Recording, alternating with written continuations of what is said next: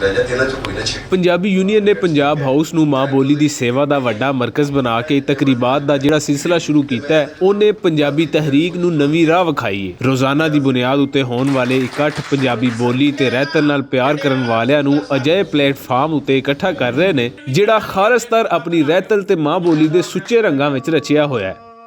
पंजाबी तहरीक की गल होवे, रहतल दी या मां बोली दी, तो जद भी ये चैप्टर लिखे जाएंगे तो मुदस्सिर इकबाल भट्ट होरां दा नाम बड़ा नुमाया होकर सामने आएगा। मैं समझदा मुदस्सिर इकबाल भट्ट होरी एक किरदार या एक शख्सियत का नाम नहीं है, ये एक पूरी तारीख ने। इन्होंने रोज़बार भुलेखा तो पंजाबी सेवा का जिहड़ा सिलसिला शुरू किया, जिहड़ा ख्वाब इन्होंने रोज़बार भुलेखा कढ़ के वेख्या, उहदी ताबीर अज सानूं पंजाब हाउस के तौर पर नज़र आउंदी है।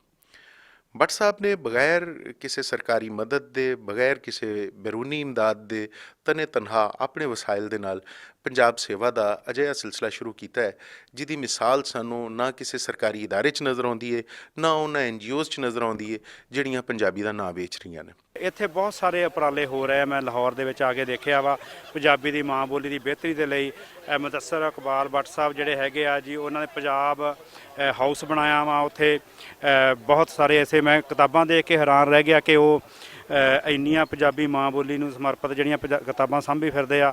ਹੋਰ ਬਹੁਤ ਸਾਰੇ ਐਸੇ ਭੁਲੇਖਾ TV, ਭੁਲੇਖਾ ਚੈਨਲ, ਨਿਊਜ਼ ਪੇਪਰ ਜਿਹੜਾ ਹੈਗਾ ਉਹ ਕੱਢ ਰਹੇ ਆ। पंजाबी यूनियन के आगू मुदस्सिर इकबाल भट्ट होरां दी एक होर वड्डी सेवा गुरुमुखी दीआं क्लासां दा इंतजाम करना है, जिहदे विच हिस्सा लैण वालियां तो मुआवजा लैण दी थावें उन्हां दी सेवा कीती जा रही है। मैनूं पता लगा जिहड़ा चैनल भुलेखा आ, ये प्रोफैसर कल्याण सिंह हुणी सारे रल के पंजाब हाउस विखे पंजाबी दीआं गुरमुखी दीआं क्लासां ला रहे हैं, तो मैनूं बड़ी खुशी हुई, हैरानगी भी हुई। मैनूं पता नहीं सी, मैनूं ऐसकी पता लगा।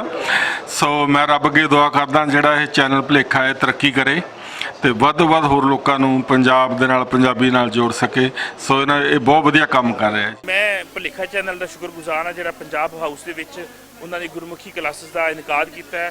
ਪ੍ਰੋਫੈਸਰ ਕਲਿਆਣ ਸਿੰਘ ਕਲਿਆਣ ਜੋ ਹੈ ਉਹ ਫ੍ਰੀ ਆਫ ਕਾਸਟ ਸਭ ਨੂੰ ਪੜ੍ਹਾਉਣਗੇ ਔਰ ਸਕਾਲਰਸ਼ਿਪ ਵੀ ਦਿੱਤੀ ਜਾ ਰਹੀ ਹੈ। मैं ये वास्ते भुलेखा चैनल का, कल्याण सिंह कल्याण का और जितने भी इंतजामिया ने मैं सब का शुक्रगुजार हाँ।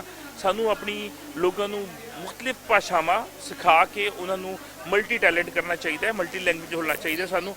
और मैं ये वास्ते मैं शुभकामनावां पेश करदा भुलेखा चैनल वास्ते और डॉक्टर प्रोफैसर कल्याण सिंह कल्याण वास्ते। पंजाबी यूनियन के मुख प्रधान मुदस्सिर इकबाल भट्ट जिवें अपना फर्ज निभा के पंजाबी होने का हक अदा कर रहे हैं, दूजे पंजाबी सेवकां नूं भी उन्हां तों तहरीक लैके अपने हिस्से का दीवा जरूर बालना चाहिए।